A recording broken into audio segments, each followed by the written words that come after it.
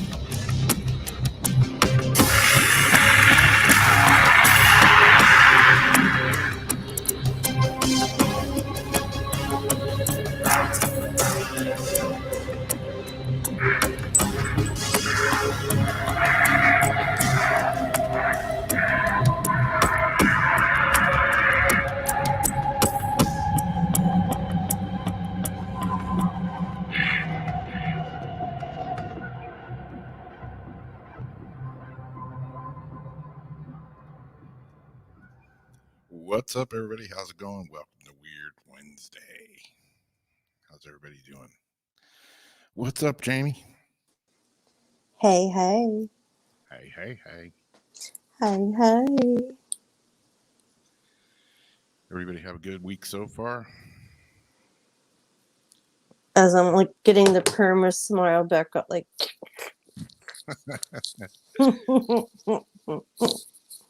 It's been a pretty good week. What about you? Oh, yeah, I suppose. I feel like my face is me. It's been one of them weeks. You know.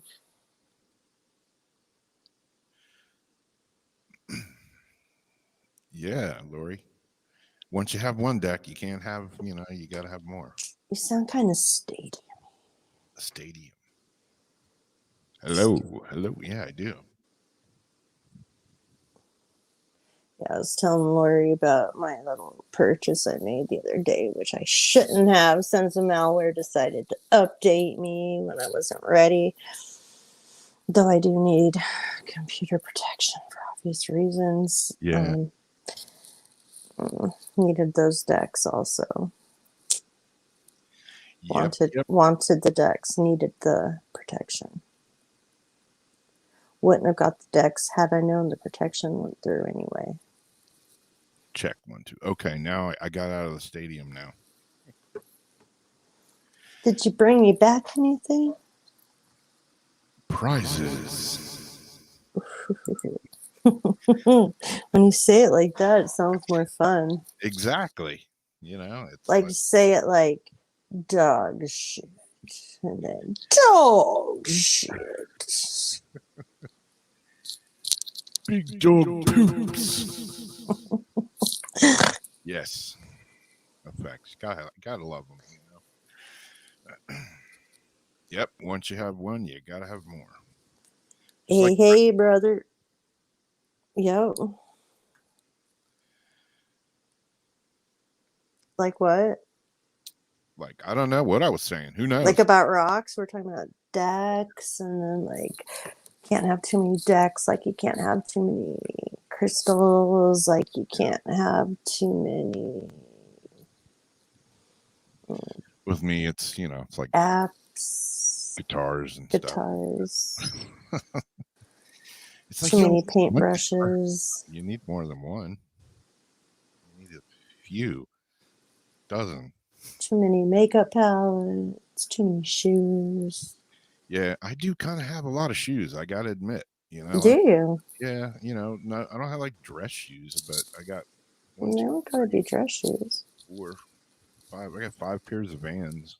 I have 2 that are in boxes that have never been worn yet. Vans are the shit. For special occasions.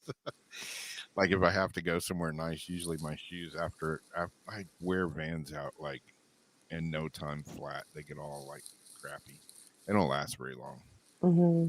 But gotta keep a pair just in case. I gotta go to like a wedding or a funeral or something. Gotta have a nice pair of shoes. A nice pair of Vans. I grew up in the Vans and Skechers.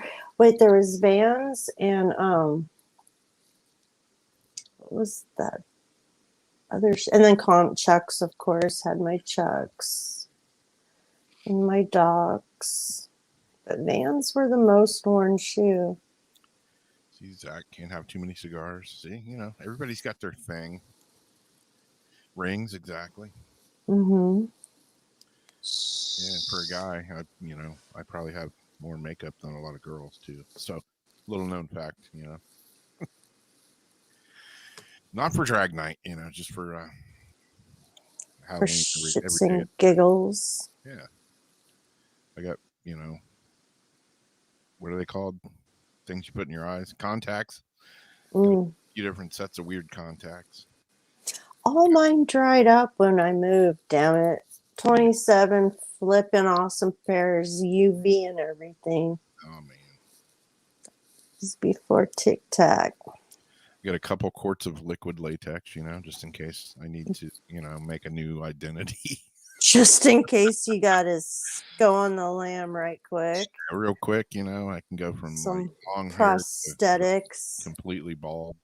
To like the devil with some horns and big prosthetic ears. Exactly. They're like, that gentleman had big Dumbo-like ears and something else that easily remove as you're running away and changing your shirt. Yeah, if I had just disposed cash, I would have a pretty insane mask collection because I love that kind of stuff. Mask? It'd be awesome to have a mask room, like how I had a dress up room. I'm reading Royal's thing here, and like that would have been something fun to pull up tonight. What's that? I missed it. Lightning bolt hit golf ball. Oh yeah, I did see that. I forgot about that. I'm pulling it. Oh, it turns black after being hit. Wow, that's a heavy duty name for a cigar. Asylum 13 Nyctophilia. Oh. That's a heavy dark. Might have to say some Hail Marys after that one. Yeah, man. Yeah, I saw the old lightning hit the golf ball thing the other day. That was pretty trippy. And I forgot about it. I was actually going to pull that one up. And, I'm watching it now, but I don't know like how far in until it actually gets hit.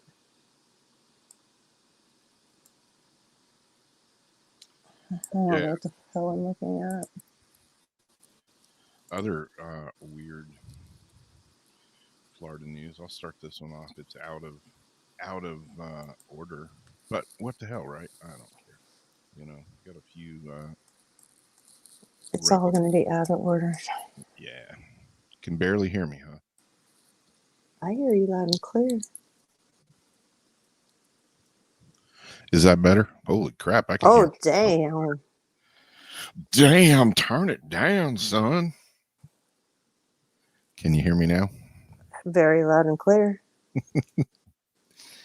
Angela says she can barely hear me. Well, hopefully that's better. Who doesn't hear you?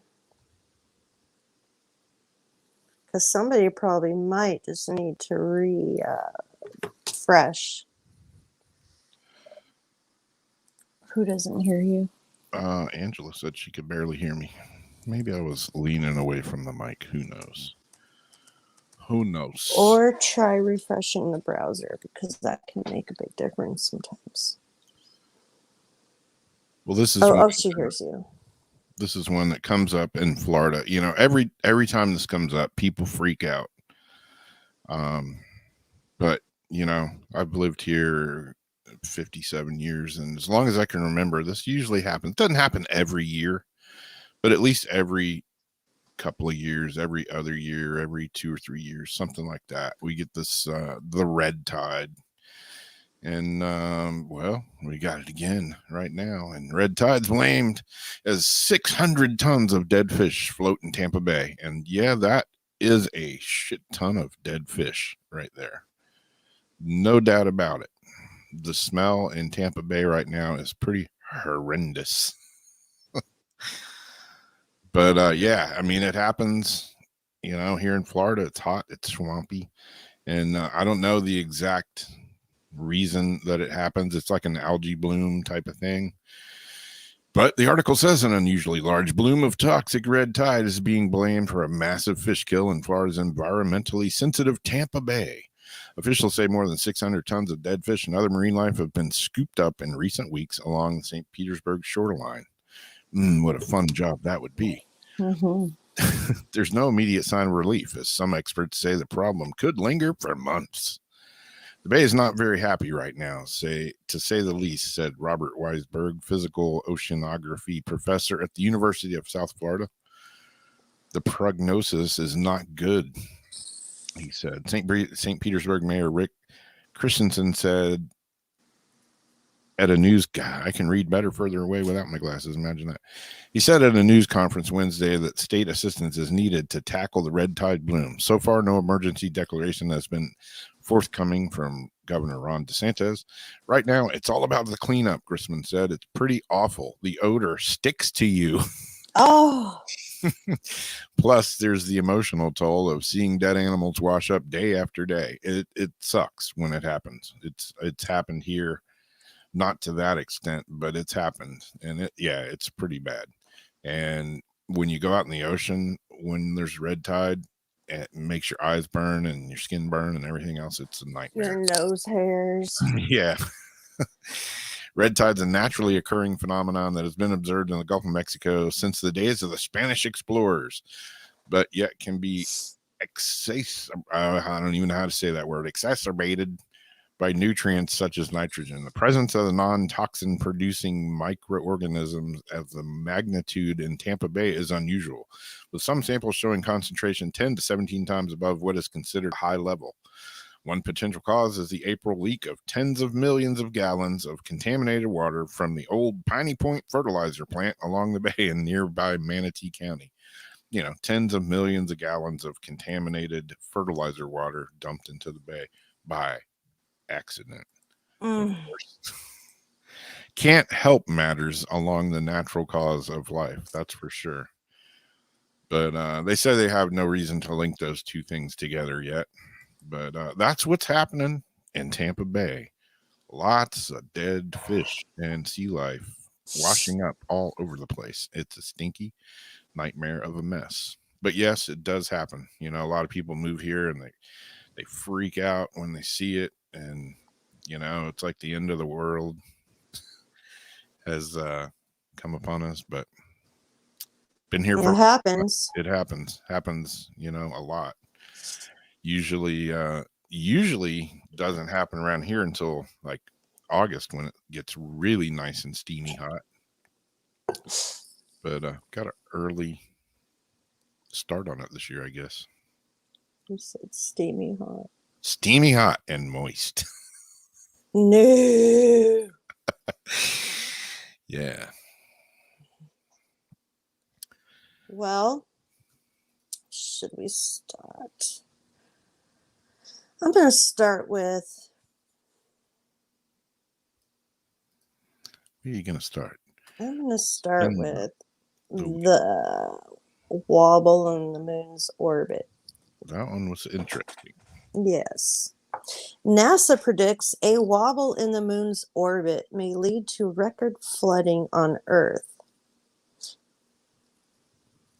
Every coast in the U.S. is facing rapidly increasing high tide floods thanks to a wobble in the moon's orbit, working in tandem with climate change fueled rising sea levels.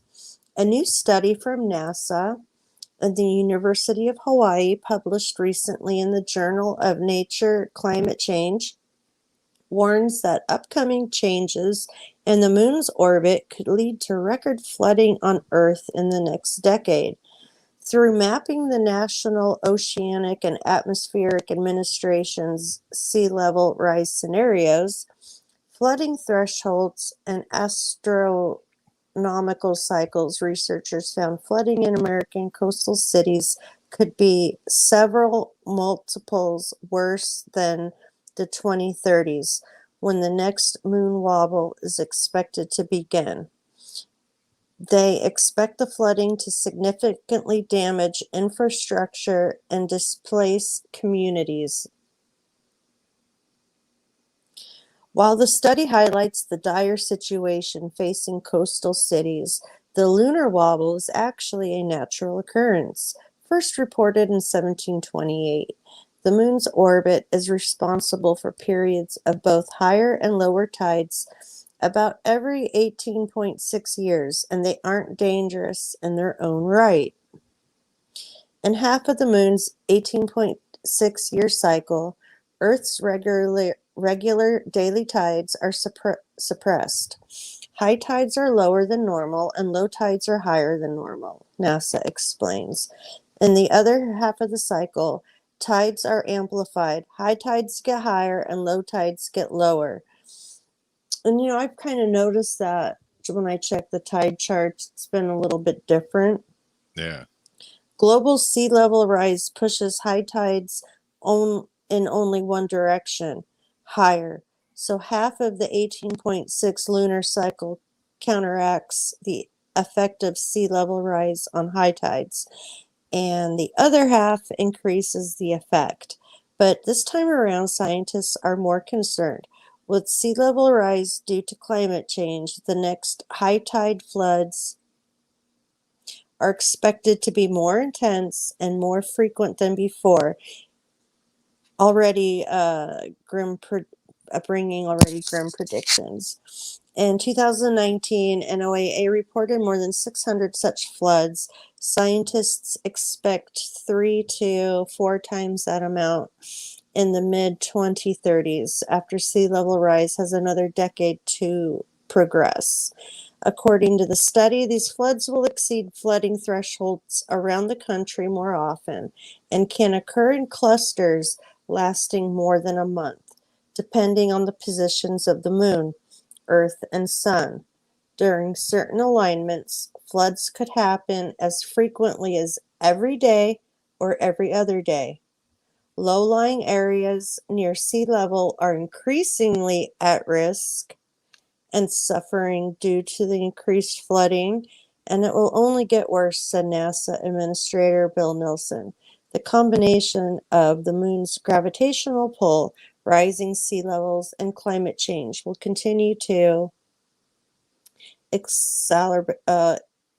Oh, you got that word. I got the same word, exacerbate coastal flooding exacerbate coastal flooding on our coastlines and across the world. Almost all U.S. mainland coastlines, Hawaii and Guam, are expected to face these effects. Sea level rise is already expected to make hundreds of thousands of square miles of coastline uninhabitable and potentially displace over 100 million people worldwide by the end of the century. Researchers are hoping their findings will lead to more dedicated efforts to prevent as much damage as possible, both to the environment and people's livelihoods before it's too late. While high tides don't involve as large an amount of water as hurricanes, the real danger lies in the frequency. It's the accumulated effect over time that will have an impact, said author Phil Thompson. If it floods 10 or 15 times a month, a business can't keep operating with its parking lot underwater. People lose their jobs because they can't get to work. Seeping cesspools become a public health issue. Seeping cesspools. Seeping cesspools. So yeah, it's something to think about. They say the 2030s, or what, 2022 or 2021. So we got a good 10 years or so. Yeah. Unfortunately, the whole time you were reading that article and you said wobble is the only thing I could think about is that stupid song. Wobble, wobble, wobble, wobble, wobble, wobble, wobble, wobble. I could just see the moon up there twerking. I'm demented. I'm sorry. Wobble, wobble, wobble, wobble. Can you hear that in my microphone?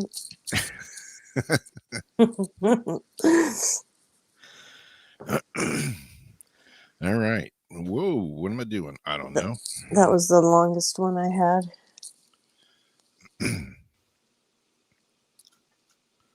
This one was interesting. You know, I'm always like looking up stuff, researching stuff, checking things out. Probably some stuff I shouldn't be checking out, but man, my voice is like freaking out on me tonight. But you know, I've been reading all these articles about the Bermuda Triangle. They've, you know, discovered the mystery of the Bermuda Triangle. We've solved the mystery of the Bermuda Triangle, and they blame it on rogue waves and this and that. And that's all fine and dandy with boats and ships, and you know, the Bermuda Triangle is definitely like in Hurricane Alley. Like every time the hurricanes come over from Africa, they just right through the Bermuda Triangle. So, you know, it's a freaking disaster zone for boats for sure. Doesn't explain planes and stuff disappearing though.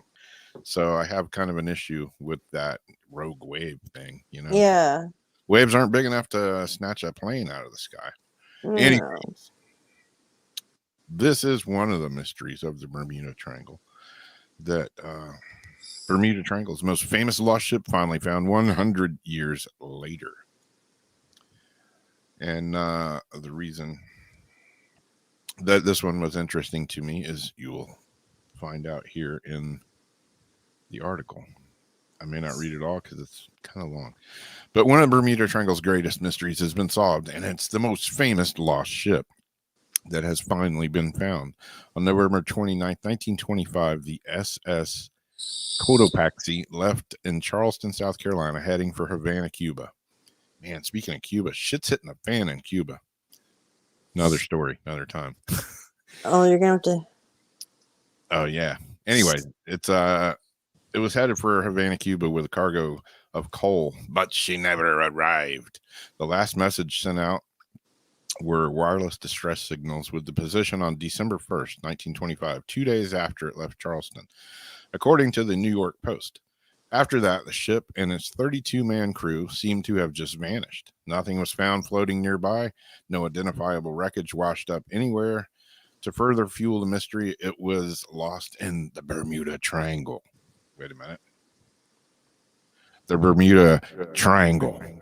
There, does that make There it you go. dramatic? Wait, do it one more time.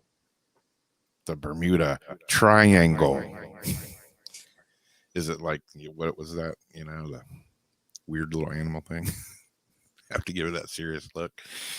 But anyways, an area just in the western part of the North Atlantic Ocean known as the Devil's Triangle or Hurricane Alley. It's in a loosely defined region where a number of aircraft and ships are believed to have disappeared under mysterious circumstances. Now, however, the mystery's been revealed that the Cotopaxi was recently discovered 35 miles off the coast of St. Augustine, Florida, in water 100 feet deep. It's even more surprising to find out that the diving community has known about this wreckage for over 35 years. Michael Barnett, a marine biologist with NOAA's National Marine Fisheries Service and a member of the team that explored the HMHS Britannic, did some deep digging into the insurance records with the help of the historian Guy Waters at Lloyd's of London. He also checked weather records for the date in question and found that there was a big storm in the area which may have changed the vessel's course away from the position reported in the ship's distress signal. The Cotopaxi was named for a stratovolcano in Ecuador. It was built by Great Lakes Engineering Works in Ecorse, Michigan, for Clinchfield Navigation Company. That was a tongue twister. The ship first launched on 15 of November in 1918. History tells us it ran on steam propulsion and had a registered length of 253 feet, and the beam was 43 feet across. Families of the crew brought up a lawsuit against the Cotopaxi builders, saying the ship was not seaworthy. Chuck Mead of the Lighthouse Archaeological Maritime Program in St. Augustine, Florida, noted the ship was missing important structural features. But anyway, the article goes on, and it was discovered off the coast of St. Augustine, Florida. Hey, the town I live in 100 feet of water out here. And it kind of goes on, tells more about it. But to sum it up, it was one of the most mystery ships that they said disappeared in the Bermuda Triangle. And it's been found. And actually, people knew that it was out there. They just didn't know. They didn't know that that was the boat. No shit. Yeah, until recently. But yeah, still could have. Who knows? Back in the day, I mean, they didn't have all the technology that they have now for boats. I always think about, when the Spaniards and French and all that came over on boats, like, just like that's a hell of a navigation trip. That is a hell of a navigation. Yeah, I can't even fathom the way they did that. Yeah, no motors. Like, much props to these people, man. Yeah, traveling by the star. I swear, man. I swear. I say it all the time, but I think our civilization is just getting dumber, because there were some smart ass people back in the day to be able to do stuff like that. They don't know if there's a hurricane coming. They don't know where the hell they're going. They're following the stars. Or if there's an iceberg, or like what's in their fish finder. Yeah. They're, they don't know that it's all of a sudden it's 100 feet deep, and all of a sudden it's, 3 feet deep. Yeah. Where you can pull up on shore. Yep. So yeah, they get huge props for their navigational skills back in the day, for sure. Their survival skills. Survival, yes. And the fact they yeah. Okay. So to follow that, let's see. That's a boat story. How about I talk about a douche canoe? And this douche canoe is Tiger King Joe Exotic. And the reason I call him douche canoe, and I know a lot of people fell in love with him during the whole COVID, quarantine. People watched the entire thing. I refused because it became such a thing. I'm like, I haven't seen one episode. I never will. But I did watch the ID channel documentary on Joe Exotic, and he is a cocksucker. He actually kills tigers and horses and things like that. He was not the great guy that people made him out, like loving the tigers, this and that. He's a scumbag that people would bring their animals to him and he would shoot them. He shot the cats. An old woman that he took care of, her and her horse. She was so sad because she couldn't have her horse anymore. She didn't know what to do. He's like, don't worry. Had video putting his arm around, and all this is on, recording. His arm around her. Oh, you can live her out her life here, and we'll take care of her, and you never have to worry again. So, didn't even take it out of the horse trailer. Had his buddy go in there, shot the horse, fed it to the tigers. So this guy is a scumbag. I'm sorry. I have no heart for people like this. And yeah, I know he was like an entertainment whatever, but I think he's the most disgusting word I can't even make up. But they're lessening his sentence. A federal appeals court ruled Wednesday that Tiger King Joe Exotic should get a shorter prison sentence for his role in a murder for hire plot and violating federal wildlife laws. Joe Exotic, whose real name is Joseph Maldonado Passage, was sentenced in January 2020 to 22 years in federal prison after being convicted of trying to hire two different men to kill animal rights activist Carol Baskin. Another fruitcake. Another fruitcake. And see, I don't know anything about any except for the jokes that everybody made afterwards. That's all I know about these people. But if she was if she was an animal rights, I'm sure she had a good reason for wanting to go after this sucker. A 3-judge panel for the U.S. Court of Appeals for the 10th Circuit in Denver found that the trial court wrongfully treated those two convictions separately in calculating his prison term under sentencing guidelines. The panel agreed with Maldonado Passage that the court should have treated them as one conviction at sentencing because they both involved the same goal of killing Baskin, who runs a rescue sanctuary for big cats in Florida. According to the ruling, the court should have sentenced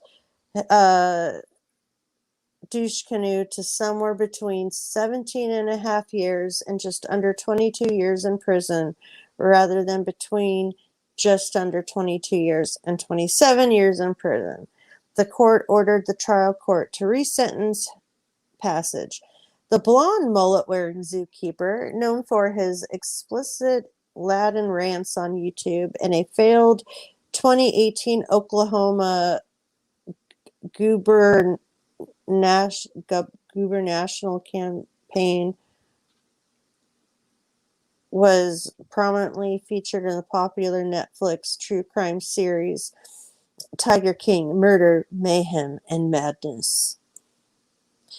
So, yeah. Yeah. Tiger King. I did watch, I hate to admit it, but I did watch that. That's fine. And If you got into it and watch it, that's perfectly fine. the thing that I got from that show was all these like big cat people, and they're all wacky, fucking nuts. Yeah, you think us regular cat people are a little wacky, eh?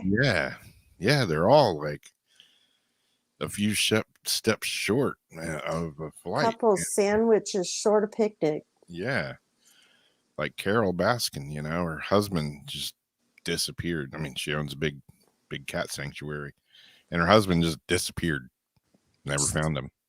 It's because he got freaking pooped out by a tiger. Yeah, remember that picture where they're like, last known, this isn't funny, but it was a tiger taking a poop, and it's like they circled the poop. They're like, last known picture of Carol Baskin's husband. Exactly. But yeah. they found lots of ways to feed those tigers. Yeah, definitely. I get, I mean, animals die, instead of burying them, if you got, 50 hungry tigers, I mean, let nature happen. But just shooting them and for feed, that's pretty brutal.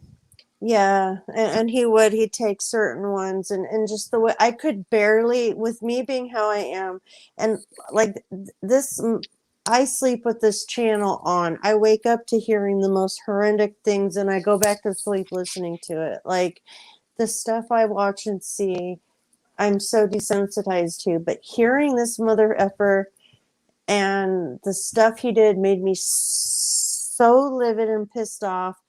The fact that he could hurt just his evilness, pure evilness. I had to just not listen to parts of it. Couldn't hear the whole thing. I just said, fuck this guy. Yeah. If you're an animal sensitive person like you are, it's definitely not a show you want to watch for sure. No. Oh, the Tiger King, he cared about the tiger so much. Look at him. And then they try to make him, he had a messed up childhood. He was molested and all this other stuff. He had some horrible stuff happened to him. I get it. Like, if some of the stuff they said that he went through as a kid and growing up, I don't blame him for being a little bit off in some ways. But the Yeah. stuff he did was horrible. Yeah. And there's no excuse for that. Because lots of Yeah. people go through that and they don't go out and do horrendous acts. Yeah. I mean, it being in any kind of animal business, whether it's, keeping tigers, raising rabbits. I mean, like me, I used to be into snakes and I bought and sold and raised and did all that with snakes. And the unfortunate side was, what do snakes eat? Oh, I know. I had Rodents. pinkies. I had to raise mice for my snakes, and when it got to rabbits, I couldn't do it. So my husband had to do it, and then I was done. Yeah. I mean, I used to sell rats and mice and stuff, and we raised all of them, and that was part of the business as well. And I mean, there was days where, we sold a lot of live rodents, but I also sold frozen ones, and they got to go from being alive to being dead. And there was days where I would go through and kill like 2,000 rats, and man, I just felt like complete hell. Like that part of the job sucked, Yeah. So I'm like, just like one after another, just like, I would just give my pinkies to like the pet store because I had something worked out with them.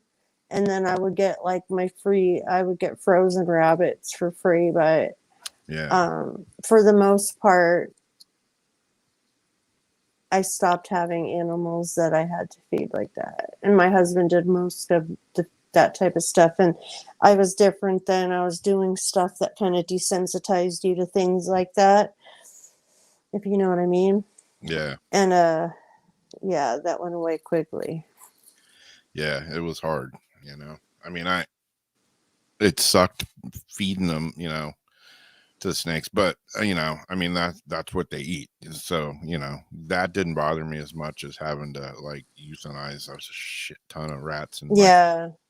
and I used to want to be a vet or work in a I vet. used to want to be a vet, but I couldn't do the whole dissection and the stuff and the euthanization. They said you have to euthanize so many animals like as a volunteer. Yep. And do all that. I couldn't do it, and that's why I didn't become a vet.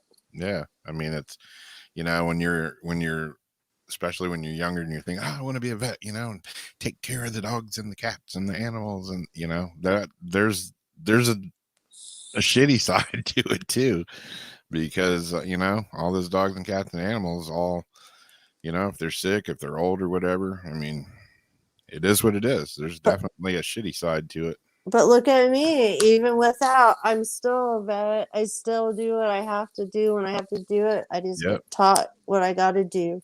Yep. Yeah, you handled your last cat vet adventure pretty well on your own. I did such a great job, even though I'm traumatized at the squirt back, but yeah. Well, moving on to not having animals die. Japan opens a UFO lab in Fukushima following. Oh, this is what I wanted to hear. So maybe, I was going to do another article that a guy was talking about. Maybe it's not such a good idea to try to make contact with the aliens. I don't know. That's still up for debate. But in Japan, unlike the UK, who said, "Oh, we're not interested in UFOs," and blah blah blah, Japan's like, "Hell yeah, we're opening up our own UFO lab." Japan announced the establishment of a research laboratory dedicated to unidentified flying objects, UFOs. I give them kudos just for calling the damn things UFOs and whatever, not the new name WAPs. Yeah, WAPs or whatever they're called now. Wow, we got to change the name to everything, man. It's been that way for years. Just leave it. Anyways, don't let me start ranting about that kind of shit. Yeah. But they're dedicating it to unidentified flying objects, UFOs, and other unexplained phenomena. The International UFO Laboratory, or the IUL, opened on June 24th, some distance away from the site of the 2011 Fukushima nuclear disaster. Boy, that was a shit show in its own.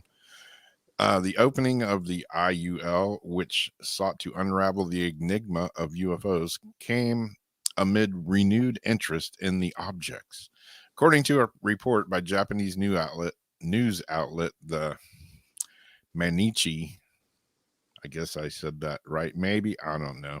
The IOU, the IUL, the IUD, whatever you want to call it, has now been opened on the grounds of the UFO Interactive Hall in the prefecture. It's also named, oh geez, here we go. Takaharu Makami, editor-in-chief of the monthly occult magazine MU, I guess that's how it's pronounced. I don't know, MU. He's the facilities director. Makami said, until now, even if UFOs were discovered, the information was shared only by an individual, only on an individual level. I hope the research here in the lab will serve as a base receiving information and lead to new discoveries. I'd like to get to the bottom of their identity. Would you? Really? Maybe, maybe not.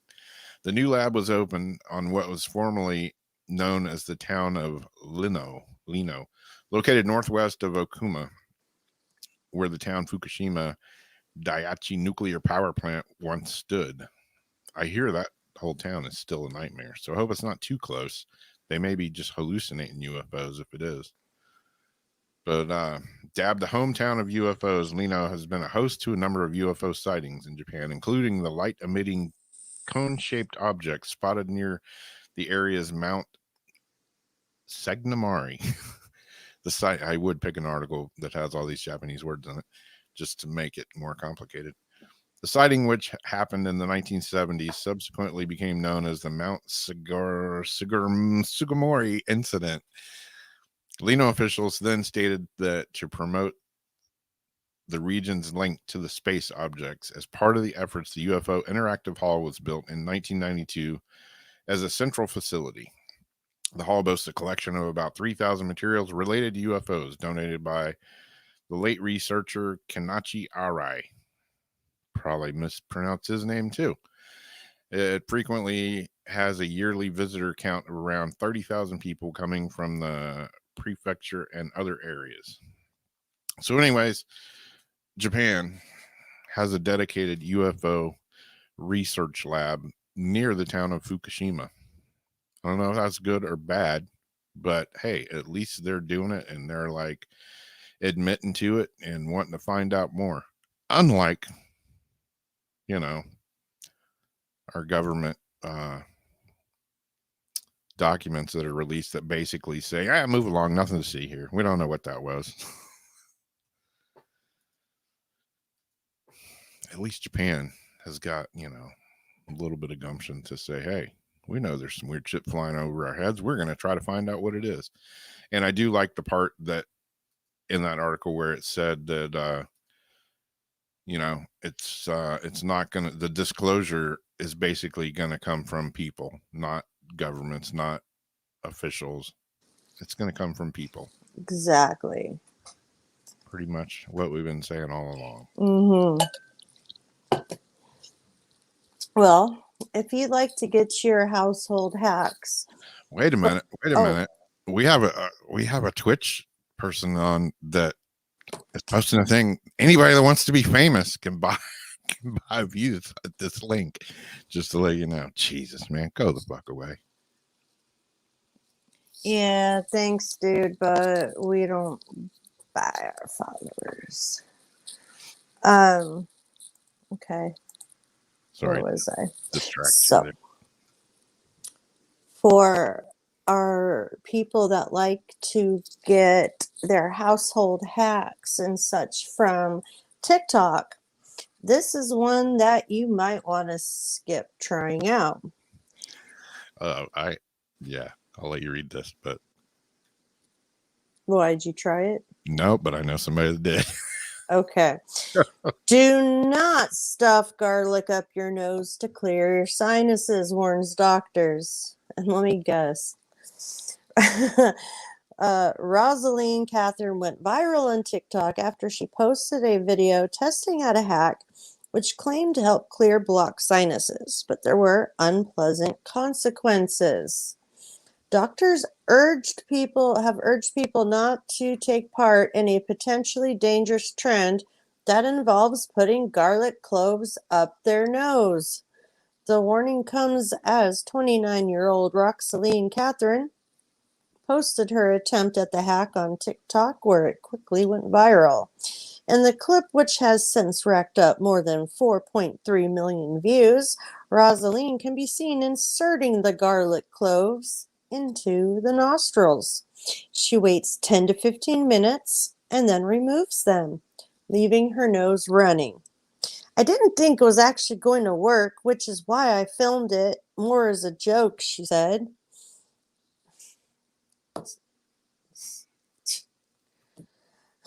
Rosalind isn't the only TikToker to have tried the trend, but the outcomes have varied. As another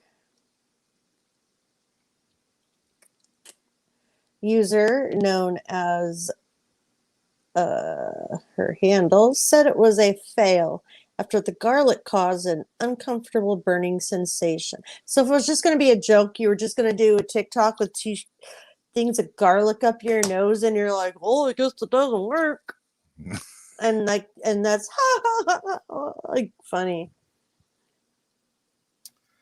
Neil, an ear, nose, and throat doctor, said the hack could have unpleasant consequences, including contact dermatitis. He said if you do this enough, the body will start to react to the oils and chemicals in the garlic and cause contact dermatitis in the nose. Is that like BO?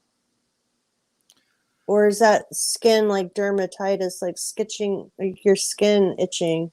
Yeah, I think that's like turning your nose into a fester fest. Into a Fester fest. like how? Nightmare. Mm. Yeah. So it smells, or it's like flaky. I think it would just have a chance of making your nose like, I don't know what the word is I'm looking for. Some garlic cloves are really strong, and if you get enough leaching of the chemicals and oils into your nose, it'll definitely irritate it. Also said those who believe the method works are experiencing a false sense of relief.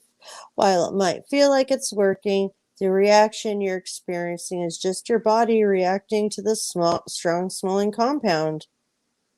Well, then doesn't that mean it works? Instead, he suggests using an over-the-counter nasal steroid spray. Well, doesn't that mean that it's still working? And maybe one of the side effects is it'll burn your nose. If you do it like more than recommended, maybe that might be safer than steroids in your face. Could be. I do think garlic definitely helps. Like when anytime I'm feel like I'm getting a cold or anything, I eat a ton of garlic and onion, hot sauce, and all that kind of stuff. For your heart, it is very good. Yeah. I love the hell out of garlic. And the hell out of it. A lot of people don't like hot sauce, but speaking of tonight's sponsor, sponsored by. But yeah, like capsaicin, the stuff that burns and peppers and whatnot. It's I was reading an article the other day how it like can even help lose weight and stuff. It'll speed your metabolism up because you're like hot as hell and you're running around going. But yeah, doing the hot dance. Yeah, tonight's sponsor is not actually the hot sauce. It's Iberia coconut water. Coconut. I'm glad you're drinking the coconut. Glad you're drinking the coconut. Yeah. Like Ulrich says, you can use garlic for all kinds of stuff. I wouldn't recommend shoving it up your nose, but hey, they don't sell garlic pills for no reason, in the store. It's definitely good stuff. I had a friend that used to work. There's a place. See how I just go off the rail and I just start talking. One thing reminds me of another. But I had a friend that there's a place here in town a restaurant. It's called Gypsy Cab. Gypsy Cab Company. Great restaurant. Guy that used to own it, his name's Ned. And man, it made some awesome food, but used a lot of garlic, like in everything. Like when you went in the place, you were hit by a wave of garlic. And I had a friend that worked there, had several friends that worked there, but one of my buddies, his girlfriend worked there. And I could tell if she was in the house because the entire house would smell like garlic. Like she would get off work and come over, and it was like a full blown, like you would think there was like a garlic festival going on in the house. Yeah, I get sidetracked like that.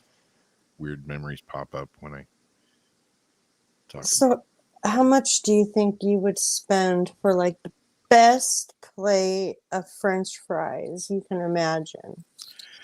$5. I I don't know. You know, this one reminds me of that scene in what was that movie? Pulp Fiction, where she wants a milkshake. You know, and he's like, "Wait a minute, it's just milk and ice cream in that, right?" yeah. No, like bourbon or anything in that. So, a New York restaurant broke its 10th Guinness World Record with its latest menu item, a plate of French fries that cost $200. Just because they made it. Now, did anybody eat it? Yo, French fried taters in there. Guinness announced my pile. That's some fancy ass French fries right there. Serendipity 3, a restaurant on the Upper East Side of Manhattan, created the world's most expensive French fries to coincide with Tuesday's National French Fry Day. The dish, titled Creme de la Creme Pommes Frites, features ingredients including chipperbeck potatoes, Dom Perignon champagne, J. LeBlanc French champagne, Ardenne vinegar, cage-free goose fat from France, some sort of a truffle salt, truffle oil, crate sesame pecorino, some sort of fancy cheese. I did not. Did I say pecker? I think Pecorino. So. Pecorino. Cheers. Pecorino. Shaved black summer truffles from Italy. Truffle butter, organic A2 100%. Grass-fed cream from Jersey cows. Some sort of truffled Swiss, I guess another kind of cheese. And a topping of 23 karat edible gold dust. A Guinness jury dude presented eatery officials with an official certificate in a ceremony Monday. The restaurant, which reopened Friday after a lengthy closing due to the so they're trying to make their money up at once. After a lengthy closing due to COVID, said the $200 menu item is available by reservation. The restaurant previously landed Guinness Book of Records for including the world's largest wedding cake and most expensive ice cream sundae. Okay, so since they made it, but did anybody buy it? I'm sure they did. I mean, if you can break a record by creating this expensive meal and putting it on your thing, okay, but did somebody actually buy it? I'm sure they probably sold several plates of these. You think? Oh, because it's Manhattan. I want to see somebody eating a plate of $200 frickin' nachos. These aren't even nachos; these are French fries. Yeah. You know they sold them. They're probably still selling them. And you know, whatever. I guess if you got enough money to spend $200 on French fries. Wow, Every good for you. flippin' truffle you can think of. I bet they're bomb. You know, I mean, there's like Zach says, I wouldn't pay $200 for any meal. You know, I mean, I love food. I love cooking. I love like, you know, going and having like a nice meal. I used to, but I don't anymore. I prefer to just cook it at home myself to Mm-hmm. exactly what's in it.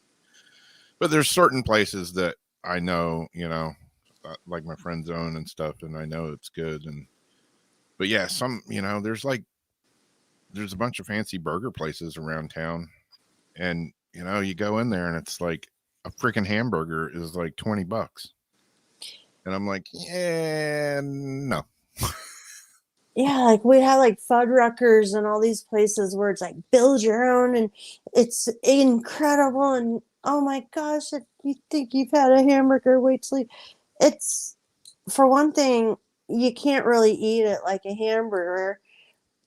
And another thing, it's not that great. Like I honestly can make it at home. There are some places though, like there's a Mexican restaurant that had these shrimp fajita, shrimp enchilada, arroso.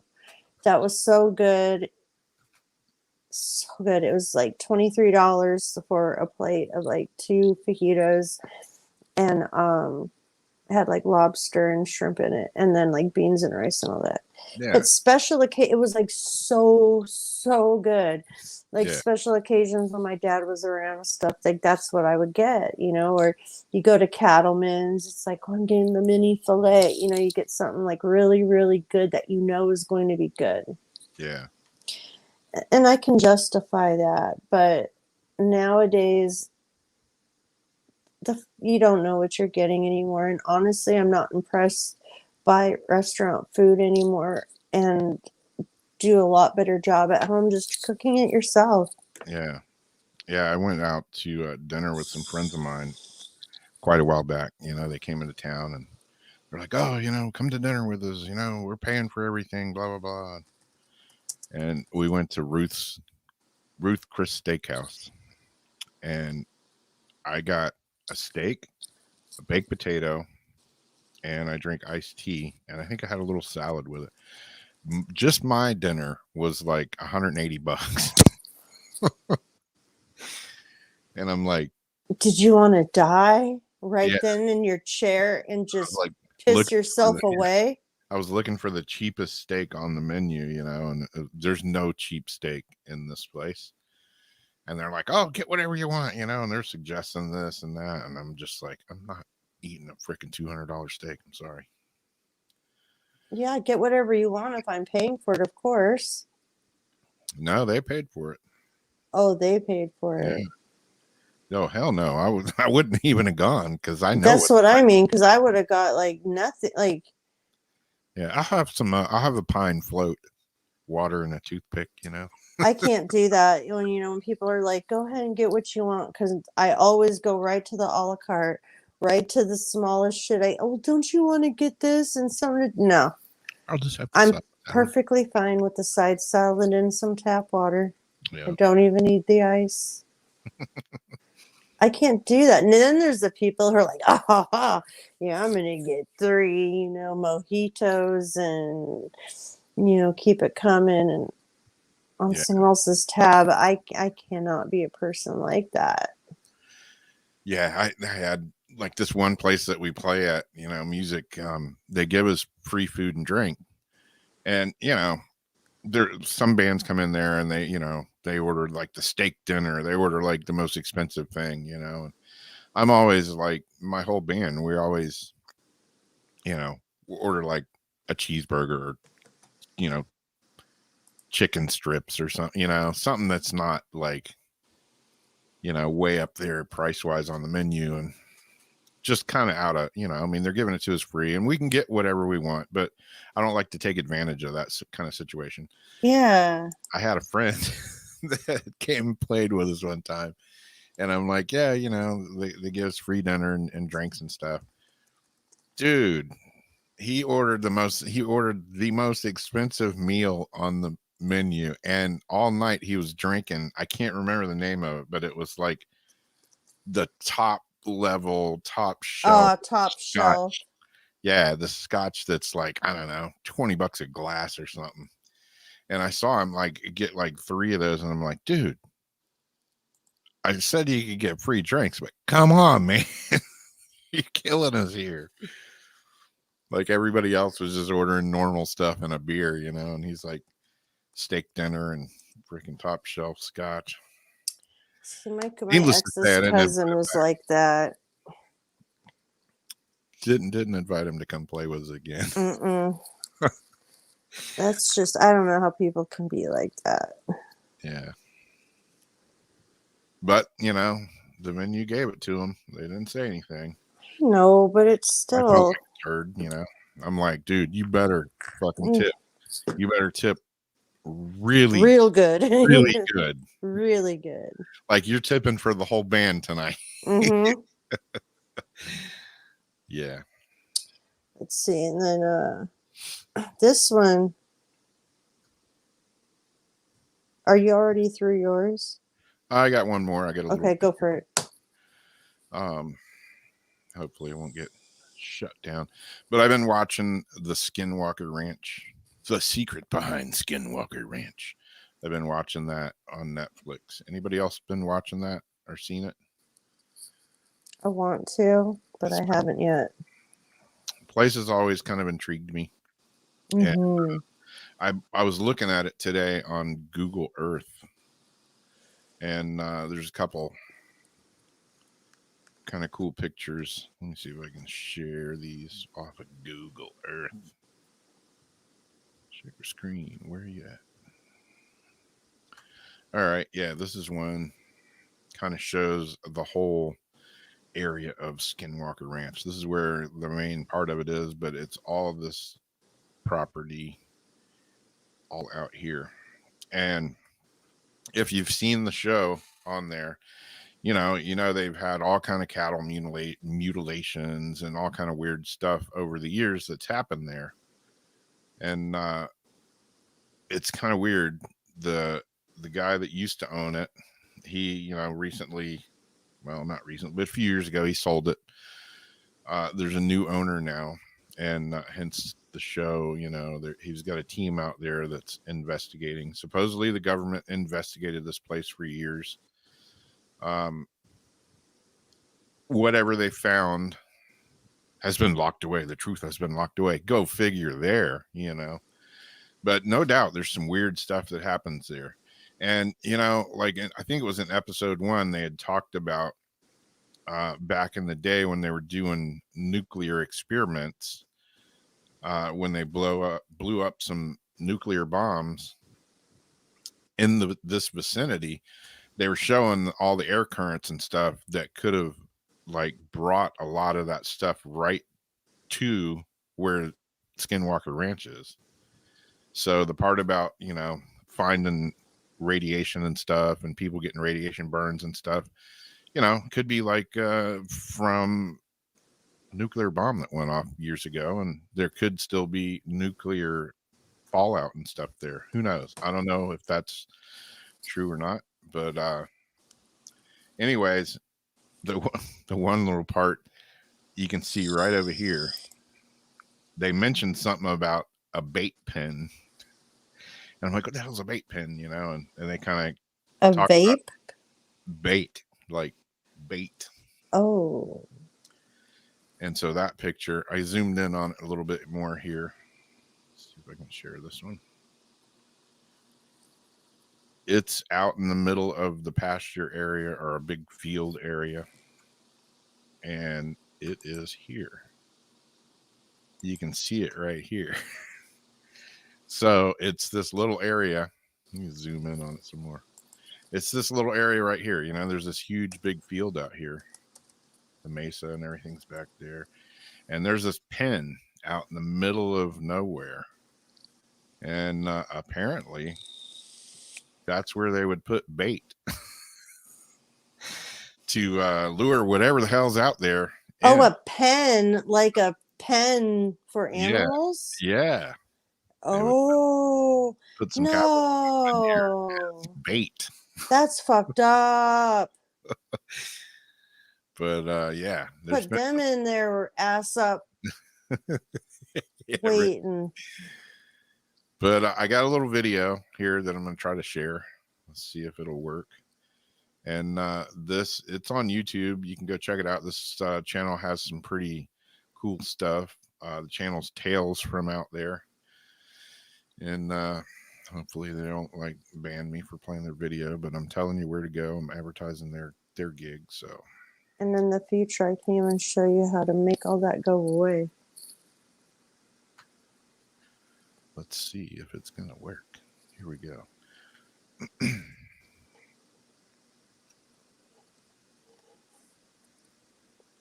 This is just some weird pictures and stuff from and around the ranch itself.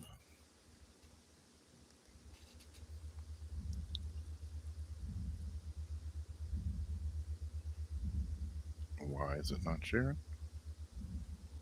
There we go.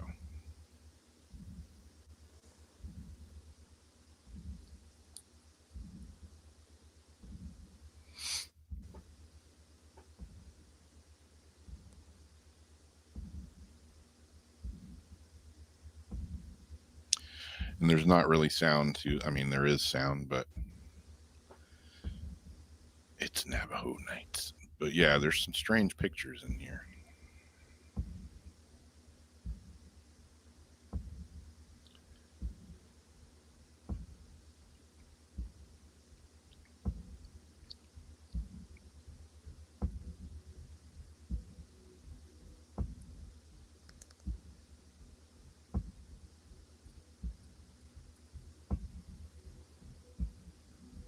That's one of the homestead areas if you watch the show, where there's some weird paranormal activity happening around that.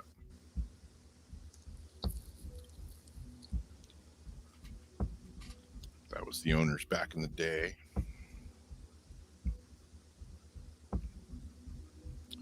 Robert Bigelow owned it for those years, and a lot of research was done when he owned it. And supposedly the government research and stuff that was done with him. And he won't talk about what he knows about happened out there, apparently. Now Brandon Fugel owns it, which that's him right there.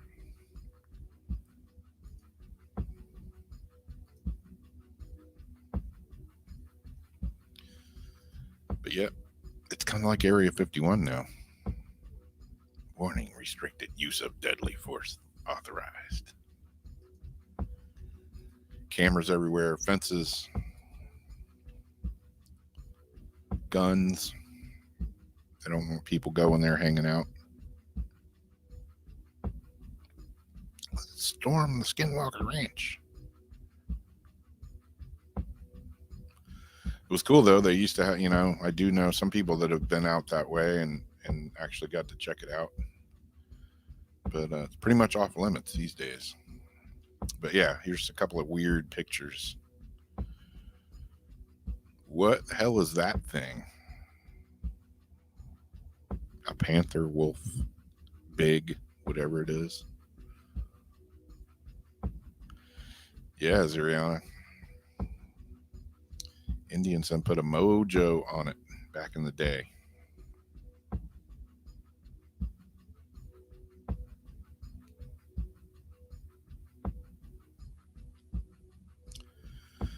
Yeah, medicine men, nature spirits. Who knows what's happening at this place? But there's obviously something going on there, whether it's nuclear fallout. There's weird animals there. There's weird beams of light coming out and like shooting out of the ground or coming down from the sky. UFOs spotted like all over the place. And yeah, I said UFOs, not whatever they're called nowadays. And yeah, if you looked out your window and you saw this thing hanging out in your yard, your butt would probably pucker a little bit.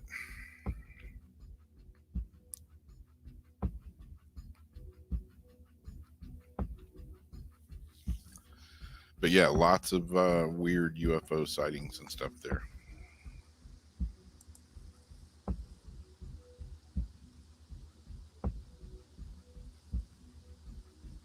Yeah, when you see that on your car window the next morning after something's been out in your front yard, gives me the chicken skin.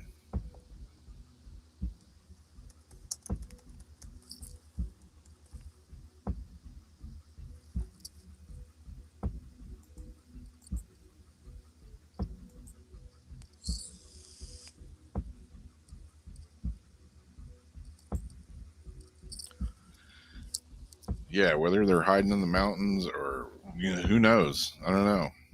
There's something definitely happening out that way, though. There's just too many over the years. There's just too many weird sightings and weird things reported.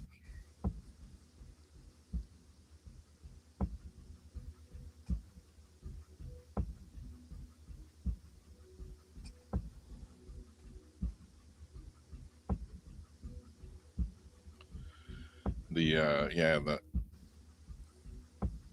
animal mutilations and stuff that happened years back. There was tons of those, and they're pretty unexplainable as well. Whole cow would be dissected, wouldn't be any blood, wouldn't be any prints, wouldn't be anything around it. How do you do that? Or you see like the one they had outside of it, there was a horse that looked like an inflated balloon. Like it was the skin and everything on the outside was there, Yeah. but the whole thing, it was like dehydrated, like it was inflated, like deflated. Yep. Yeah, very weird occurrences there. Yeah, and the show's pretty good. If you haven't seen it, it's worth watching, you know. It kind of reminds me of that one show. I'm having a brain fart. I can't think of the name of it. Oak Island, the Legend of Oak Island, where every episode, something had happened, but they never had any answers. Mm-hmm. Reminds me of that. But, I know it's just a TV show, but no doubt there's something really weird going on out there. And, like the one thing that would bug me, in one of the episodes, they had a guy come out with these $35,000 drones, and it's peculiar. Sometimes, the energy around here drains the batteries, and they went to a certain place and he couldn't communicate with the drone. And, it seems like the battery's dead. It's like, geez, dude, it's a $35,000 drone. Didn't you think to maybe bring an extra battery? So they were like, oh, well, they just packed it up and called it a day. I'm like, seriously? I'm just a normal average shithead. I got a drone and every one of them has 3 extra batteries with it. Come on. Well, yeah, you've also got common sense. Well, I'm going to do this one. I have a couple more ones, like a funny ghost, just because. And then a gold one that's kind of cool. And then someone who did something very, very stupid. People behaving badly. I'm going to start with this pair of ghost hunters. And I looked up their channel on Facebook because I thought, okay, if they really did get, whatever this curse word was at them, like something, you effing bitch, you'd think that they would have put the EVP on their site, but I couldn't find it. But it just kind of made me laugh because I think about how many times we all hear through the boxes, Oh, yeah. like, F you, you're a bitch. We laugh it off, right? Well, these people, and they might be part of circles somewhere, so I'm not going to make fun of them or anything, but these ghost hunters freak out as hotel spirits say, "You bitch," on a spooky recording. Lee and Lindsay Steer said they were staying at the haunted Adelphi Hotel in Liverpool when they were sworn at by spirits from the beyond. A couple who hunt for ghosts say they were shocked when voices from the beyond could be heard saying, "You bitch," on a recording. Husband and wife, Lee 55 and Lindsay Steer 52, stayed at the hotel. The couple created a Facebook page called Ghosts of Britain, which has more than 1.8 million followers. That's why don't you have the evidence? They booked the hotel's room 105, which they were told had seen paranormal activity before. But when they used a machine to try to communicate with ghosts, they were shocked to hear the foul-mouthed message from the other side. They also claimed to have seen the shadows of two spooky children. "We asked if there were any spirits present and didn't get a response," said Miss Steer. "But after I asked what their names were, we heard somebody say, 'You bitch,' to us. We never heard anyone say anything like this to us before. Most of the time, they tell us or don't speak at all." And they have 1.8 million people. The couple say they also witnessed other paranormal goings on at the hotel. And then they have a couple pictures of the kids. For example, they saw the lifts moving and the doors opening without anyone operating them. I think that's the elevators. They also heard whistling and scratching noises, and they say temperatures in their room changed by 10 degrees in seconds. But again, no evidence of any of it. Mr. Steer said they never did anything that we asked them to do. It was always in their own time.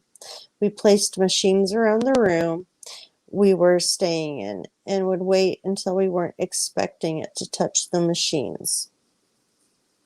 In our room itself, there was a little entry area and then the door into the room and the bathroom. Oh, that was like a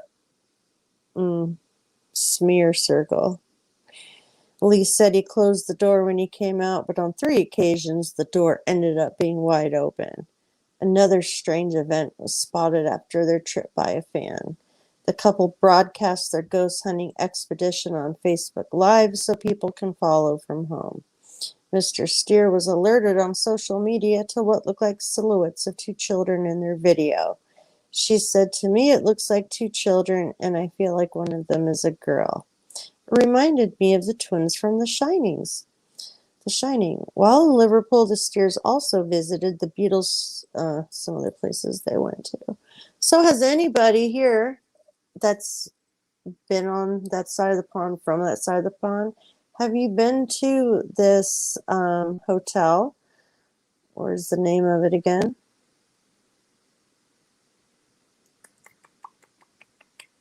The Adelphi Hotel in Liverpool, named as UK's most haunted hotel in Liverpool. If anybody's been there and had a strange experience, I would love to hear it. I'm a little disappointed these ghost hunters, paranormal investigators, we just got the story on it. We didn't get to actually get any evidence on it. Yeah. If I was shocked every time my ghost box cussed at me, man. I'm shocked when it doesn't. Yeah. Yeah, I get some good ones sometimes. I got one video in my Weird Wednesday videos from the old house that I grew up in, and I went there like, I don't know, 3 days in a row, and got some cool stuff here and there and all, but man, one of the last sessions I did there, it was a full-on cussing fest. I mean, they were calling me every name in the book. And I mean, you hear it. There's no doubt about it. I was starting to feel a little intimidated in that session. And it was, what was weird was they started talking about what was the word they were using? Coronaries and heart attack and something else. And that's actually what my dad died of, Oh, wow. that house, when I was 4 years old. He was 38, and he was up in that creepy ass attic that still terrifies the shit out of me, and had a heart attack up in the attic. And yeah, so when it started talking about coronary and warning and heart attack and this and that, I was like, okay, I think it's time for me to go. Yeah. I think it's time for me. And of course, I'm there by myself, which I don't recommend doing. We can pull their weird picture down.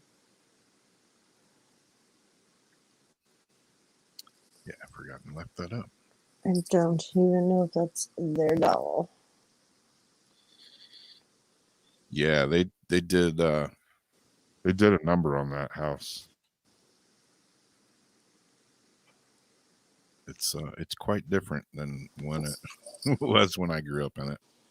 I bet. I wanted to go in it after it was all done, and once I saw the pictures of it, I was just like, wow, I have like no inkling to want to go in there now, because it's nothing like what I'm figuring they're going to make it really cool and nice like it used to be, when I grew up in it. And boy, they did a roundabout on that one. That's sad. I mean, it's nice, they put a buttload of money into redoing that place, and it's for sale for $1.2 million now. But wow, whoever the designer was for that one, they pretty much shot the wad on it. Whew. Well, this guy, now, if you're having mental issues, there's places you can reach out to for help. And if you don't feel like you're getting the help that you need, you might need to, change people you're talking to. If you are going to hurt yourself. Don't take other people down with you. An Alaskan teen passenger causes a plane to nosedive after taking over controls.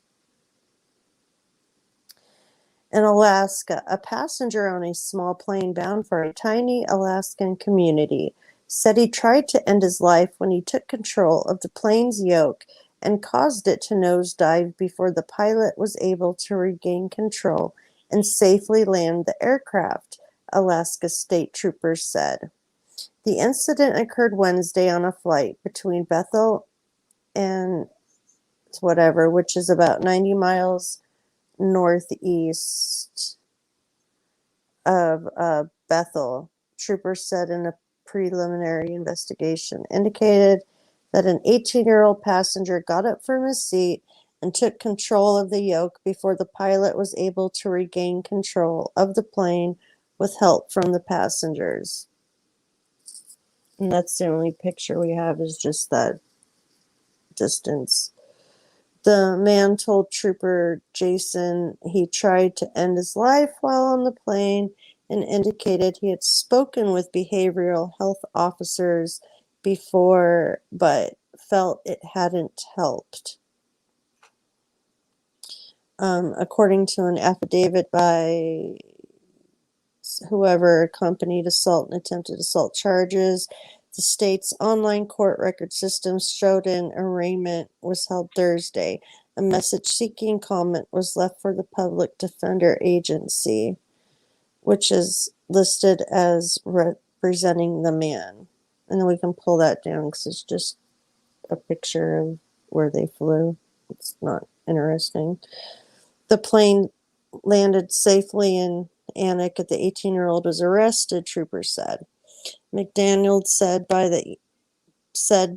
email that the man had asked the pilot to fly the plane earlier during the flight and initially asked to sit in the unoccupied co-pilot seat. Both requests were denied by the pilot. So he had been trying. McDaniel said the aircraft had no barrier between the rest of the aircraft and the pilot and co-pilot seats. Barriers are not typical in this type of aircraft in Alaska, he said. The plane was in process of landing when the incident occurred about 5 miles from the airport. Federal authorities were also notified, he said. A spokesman for the attorney's office in Alaska said any federal charges would be determined by the outcome of the investigation. The Federal Aviation Administration, in a statement, said it was aware of the incident.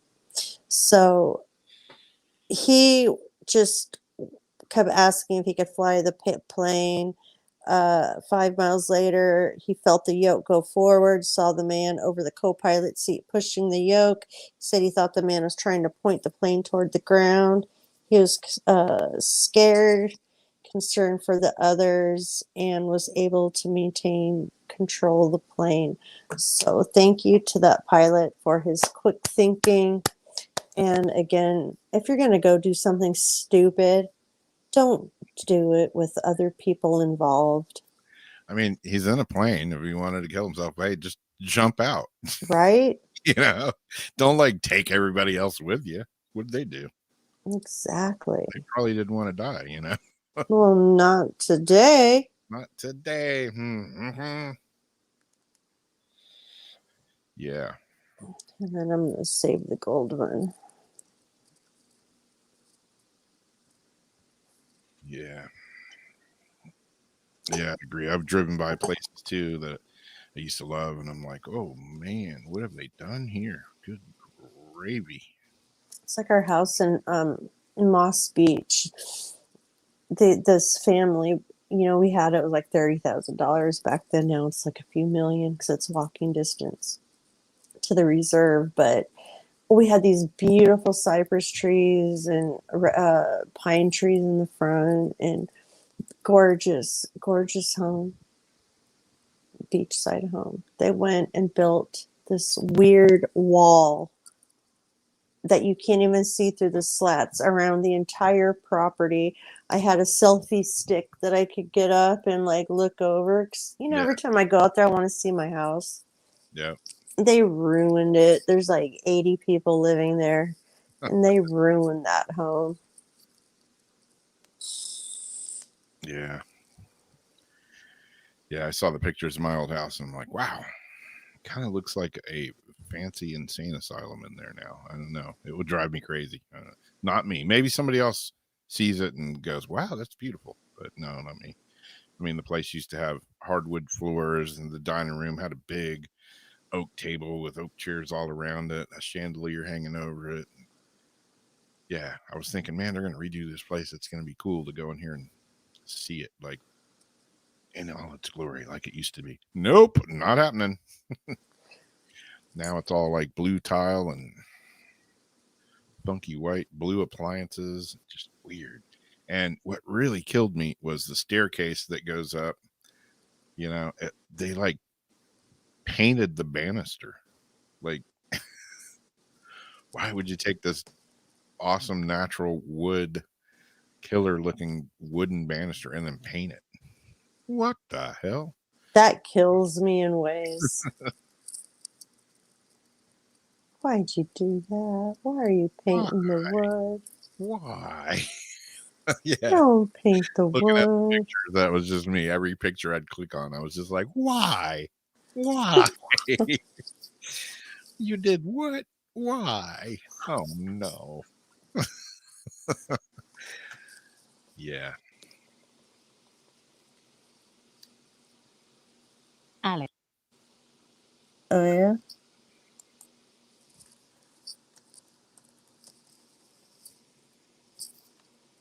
The song said Alex.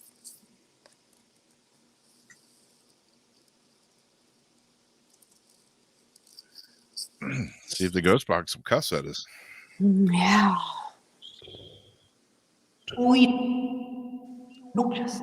Yeah, I was weeping when I was looking at those pictures. Oh, and the next week we're going to have Josh Lewis on to Oh, yeah. talk about his HSB1 Hope Spirit Box 1. Yep. app that just came out. So he's going to be on and give everybody a walkthrough. It's free. It's on iOS store. It should be on Android pretty soon, but this will be a fun show. And if you're wanting to get some tips on how to use the app and everything, tune in next week. Yeah. So that'll be an interesting one. Mm-hmm. Like a custom. And then I'll have some new cards to play with the week after.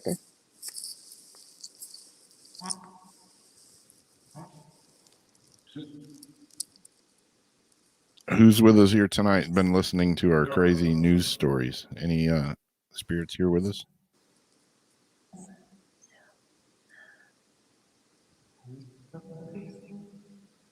I heard Alec again. Who's Alec?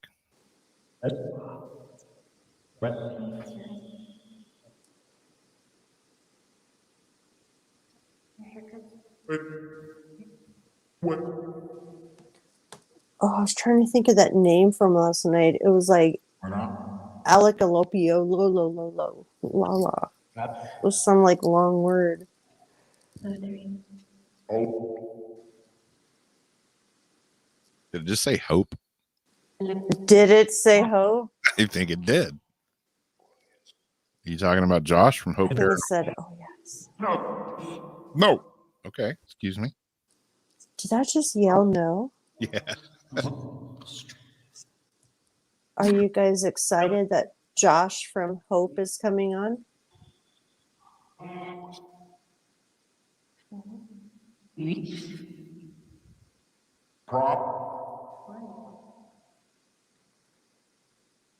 Who's that loud, strong voice? Alex? Alex? Hey, what app is this?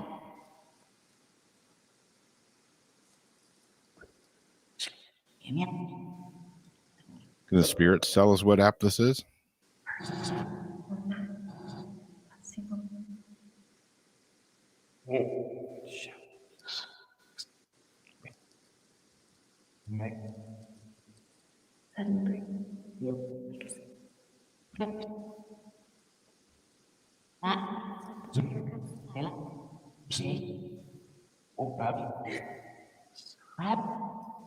I'm muting myself because I hear something that sounds like me whispering under it, and it's not me.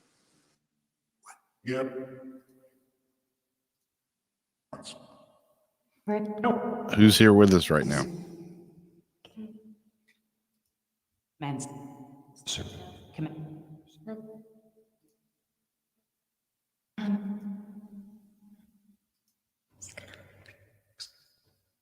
Can you tell us your name?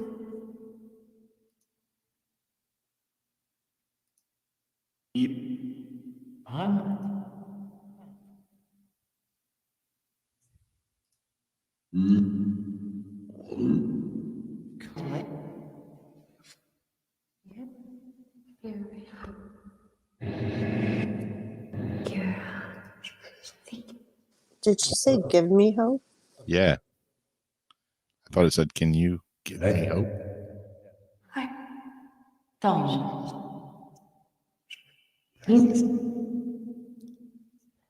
Was someone asking for hope?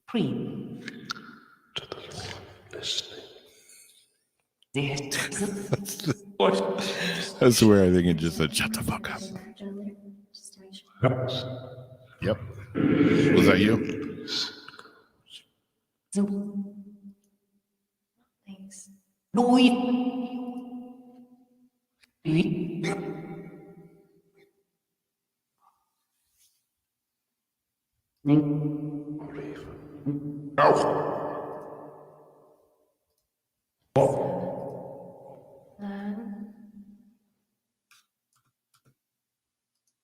Come on.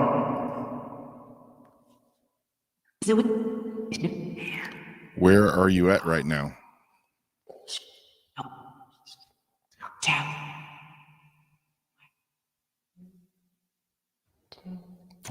Did it say town?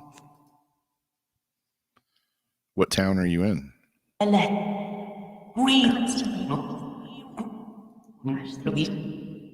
Scott.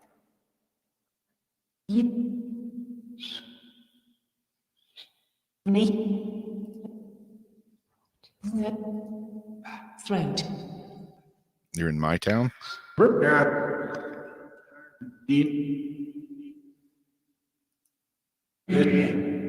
rid of some.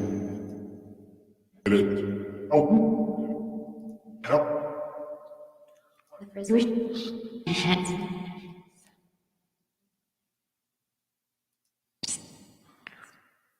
Someone said they're not dead. So, Well, obviously, if you're talking with us, you're not dead. You just moved into a different realm.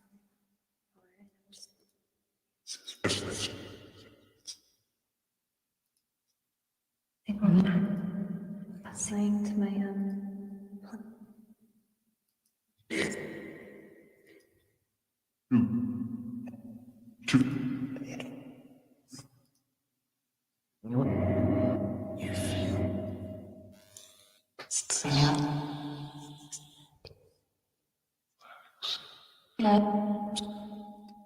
Is there anybody here in my house tonight?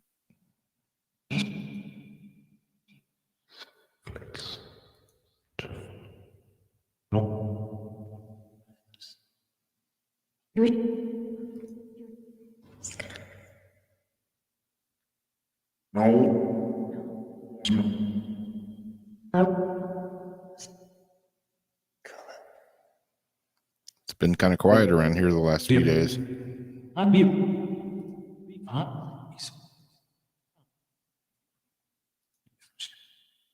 First, each I kind of appreciate you giving me a break from the weirdness. Thank you.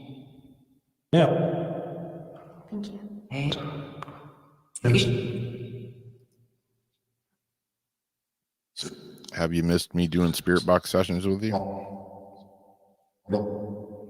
Nope. Okay. Relatively. Now, we're layers.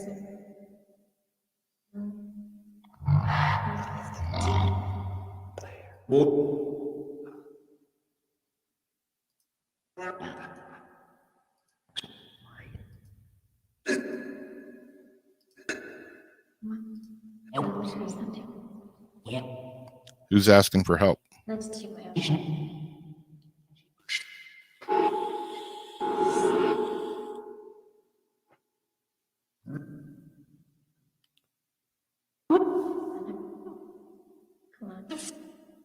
Come on. So,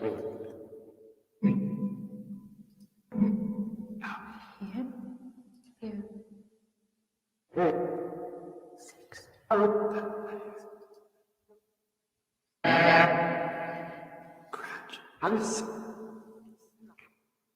What about the house?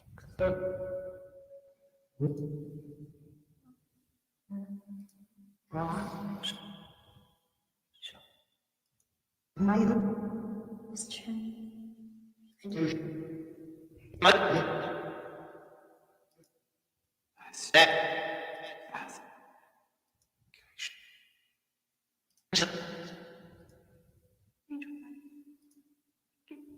Here, I will go and see him, so I'm just gonna.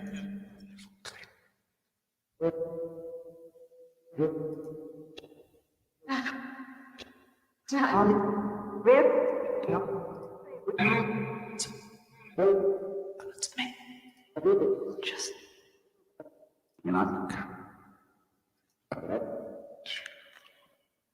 Did somebody say my name?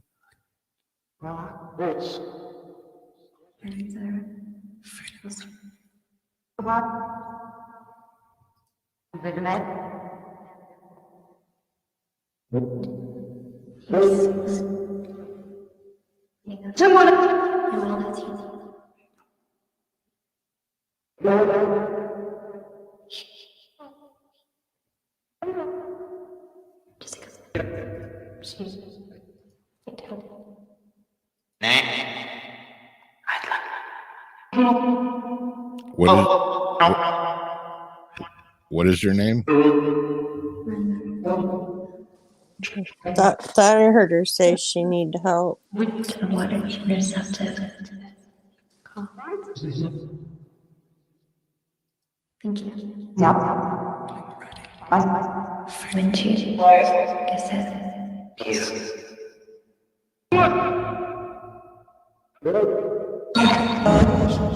No. You awaken.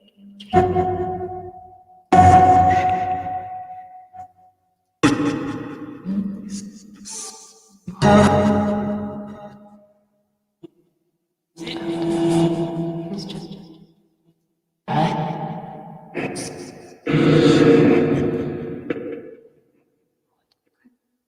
So your hair Do I hear it? protect and spray.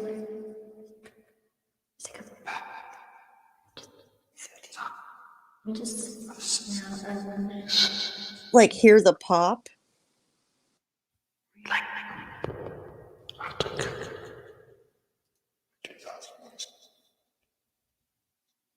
2000 and what?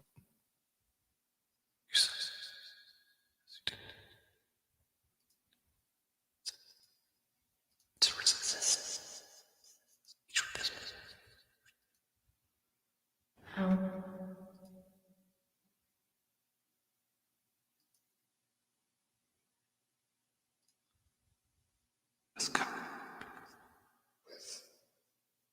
It's coming with.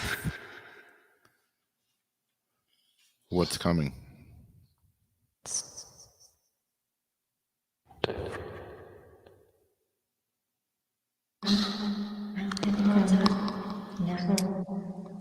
Is that creep gonna be outside tonight? You want me to stretch?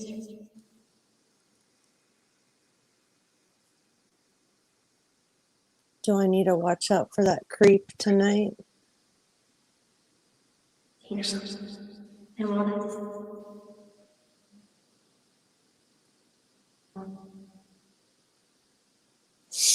Should I take a different route?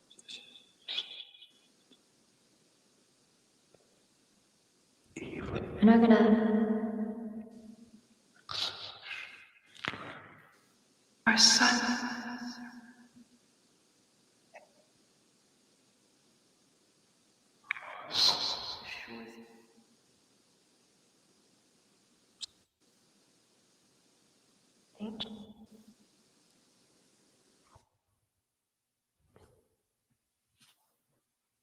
What about the angel? Just stop. I'm straightening.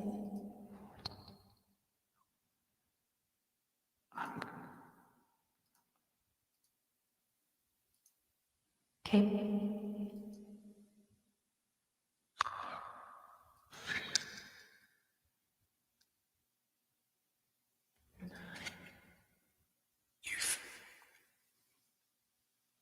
Is there an angel here?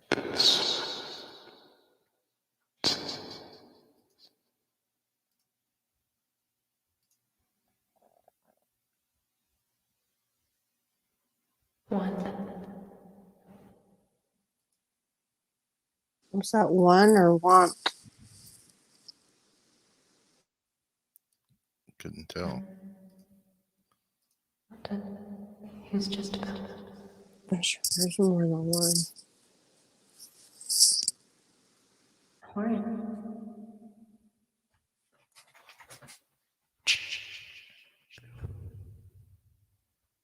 Like.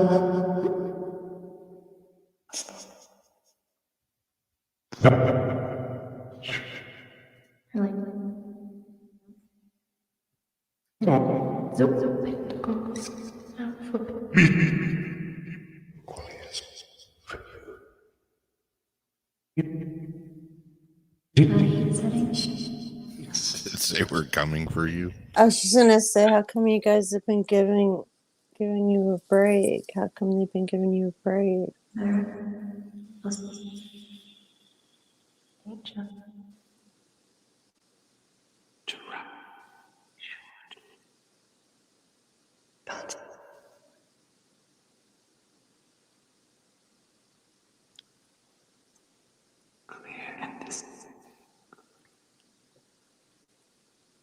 That sounded kind of creepy. It was like, come here.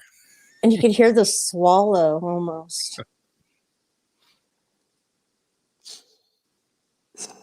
What is you want to do?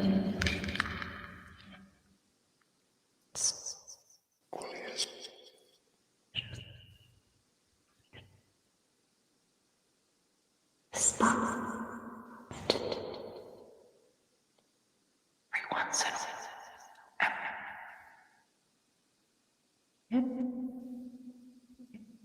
Rob, did you hear like stop it and then something else after? Say what? Did you hear like her say like stop it and then he said something else after? Yeah, something like that. Like Constantly. Did you say constipated? Here. Listen. Hold on. Who's here with me now? I'm listening. Here.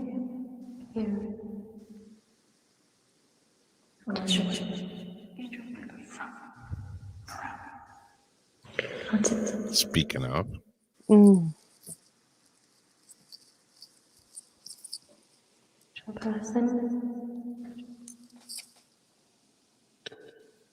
who's cussing at me?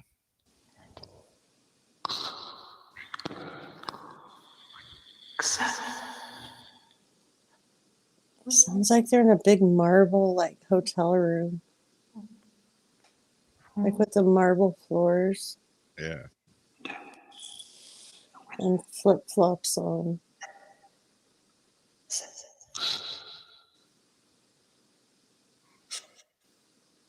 My mom or dad or uncle here watching over me?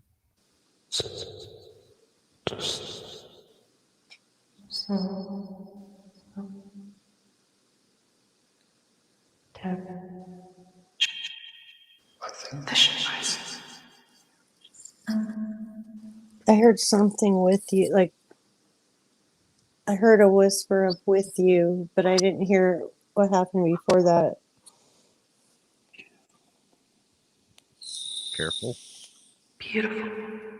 Beautiful. Must be talking about Jamie, not me.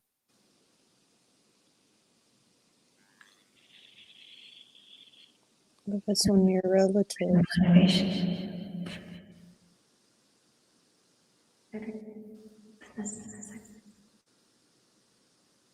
Well, it's just burning on the street.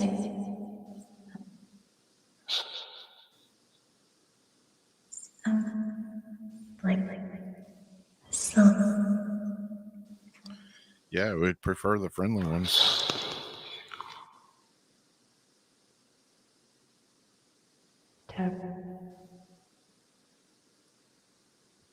Listen.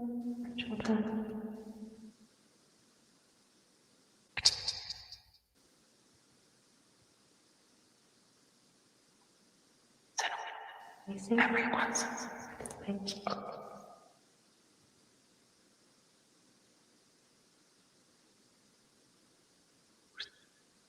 cute.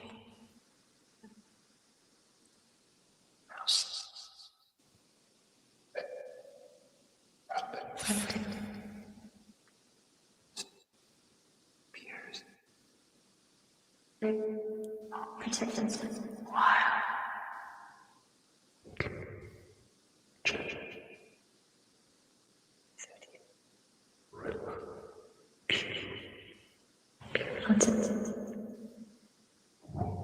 Sure. Scissors. Come on. I thought I heard somebody say haunted. I've heard a few things that I don't recognize. Also, One day I realized. If somebody said Carolyn, that is my mom's name.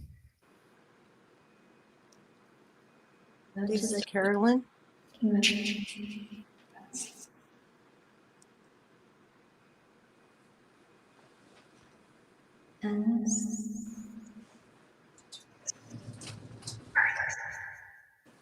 Is Is my mom still hanging around checking on me? Yep.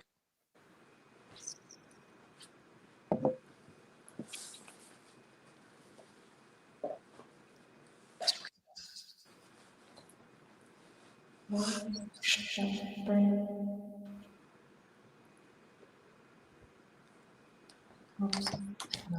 you want to do it like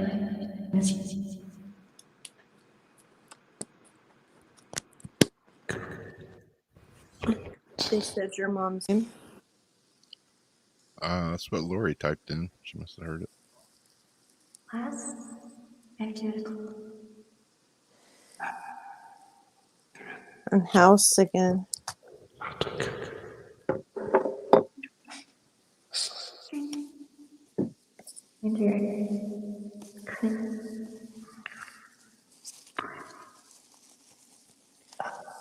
Ask again about who watches you in your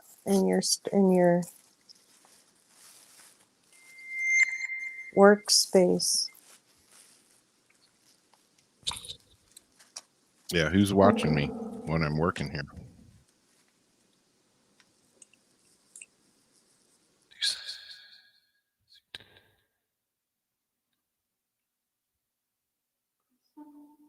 Who's the girl standing in my workshop doorway I'm watching just me? gonna change water.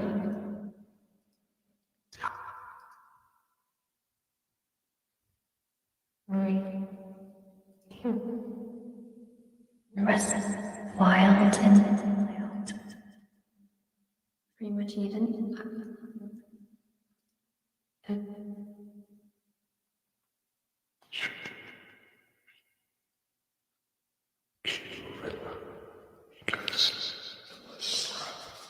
Yes, necessarily.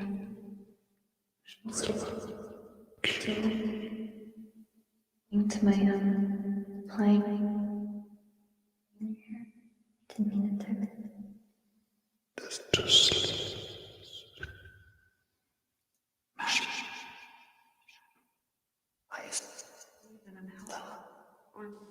Ask if somebody likes to sleep on the couch there.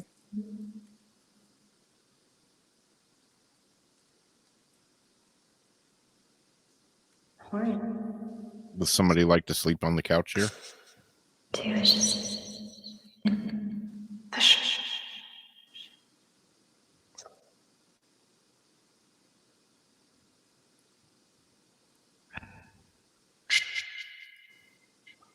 Someone's being shushed. Yeah. Somebody have a message for Royal? It's true. I just.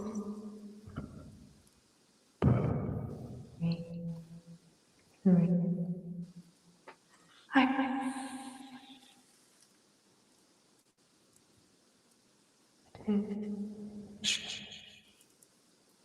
They're blocking, and I thought I heard him say like burn. But I feel like someone's being blocked from being able to talk right now. Yeah. Got a lot quieter. Like any questions, I don't want them to be answered. Yep.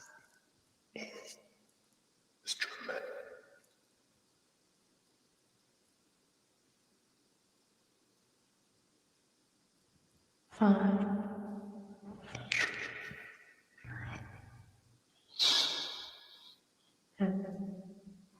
Well, we're almost at the end of the show, Spirits. So if you have any more messages, now's the time to get them out.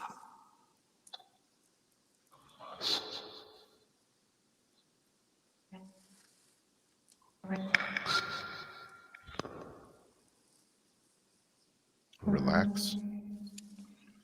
I've been doing plenty relaxing lately.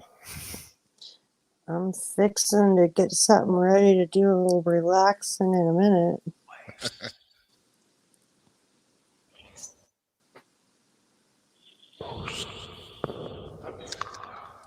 Do you guys know what's in my hands right now?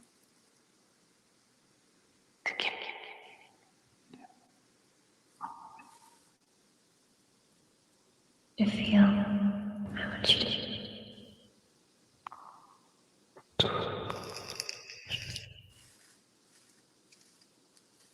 little bit.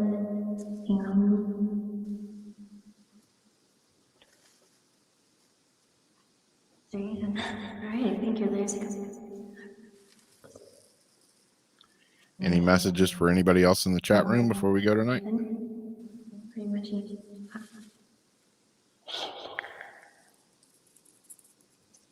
Your son.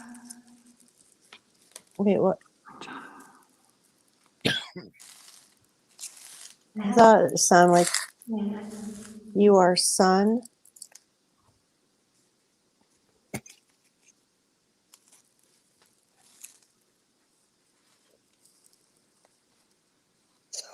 Yeah, that's what it sounded like. Which could also be like, you're the son to my name. Yeah. Yeah.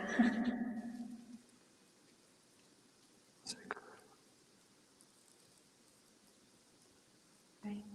What's the paper dream? A painful dream.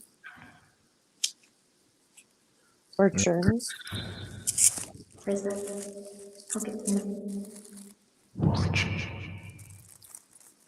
We're going to turn the spirit box off now. My take. We've reached the end of our time. Okay. So thanks for talking with us. And we will be back with you soon. Interesting. Thank you. I'm going to turn it off in 5, 4, 3, Oh. 2, 1. All right. Thank you, spirits. Yeah, they got one in there. Yeah, they did. Again. Not a blocker.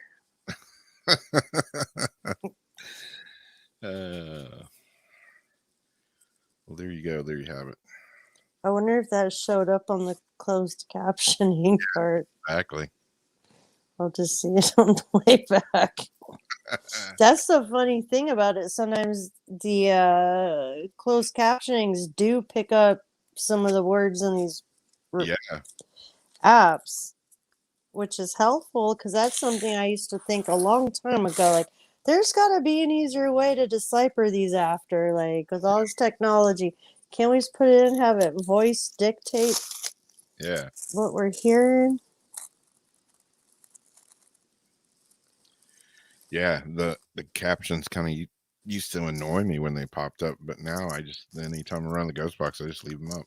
Mm-hmm. I can't get them to turn off on my side anyways, so Yeah. just allow it to live and let's live. Well, cool. Thanks everybody for hanging out with us again on a weird Wednesday evening. Hope y'all have a great week, and we'll see you Sunday on Paranormal Soup. And if you saw Jason's post, I don't know if they if he posted his news blip on UFOs or not. We have to wait to see if because he doesn't have cable, so we're hoping that somebody either recorded it or they played it online somewhere. Yeah. But yeah, they interviewed him on the whole disclosure stuff. And as far as the disclosure, that's how it's going to happen. People like you, people like me, people like everybody in the chat room. People like we. Yep. You, me, we. We are the disclosure. Yeah, that sounds like that would make a good T-shirt. We are the disclosure. I used to think that like when we started the Facebook, the first paranormal groups, and then the ITC was one of the first. There's but that's when it all started really blowing up. Yeah. But I was like, between that and then the YouTube videos that were starting, Steve starting, most of them, and other box makers that, well-known box makers had their videos. I was like, this is a paranormal database we are creating right now. All of the stuff we do, all of the stories we're telling, all the experiences we're sharing is going into this paranormal database so that all the research and all the experiments and stuff we do now can help people later on in life. I mean, with everything changing and getting erased, who knows what it'll actually be later. Yeah. But I always felt so proud of being part of that, like, kind of paranormal boom. Even though, you know, we'd always been in it, it's like, well, we got to be part of this, like, paranormal database. Yeah. Yeah, exactly. And you're right, Rare. That is a good name for a band. I'm kind of working on maybe starting another band, and that might be the name. The Disclosure. The alien head for a logo. Who knows? Mhm. All right. Well, that's it for us. We will talk to y'all Sunday on Paranormal Soup, and then we'll be back next Wednesday, and we'll have Josh from Hope Paranormal with us talking about his new app, and we'll be running that, and he'll give us the rundown, the lowdown, hoo-ha, and all that. And he's also going to be on Jason's show in September. Yep. And I hear he's coming to town soon. It's my town. Yep. Your neck of the woods. My exact neck of the woods. Anyways, that's it for us. We'll talk to you later. Thanks for hanging out with us. As always, we love y'all. Have a great rest of the week, and talk to you later.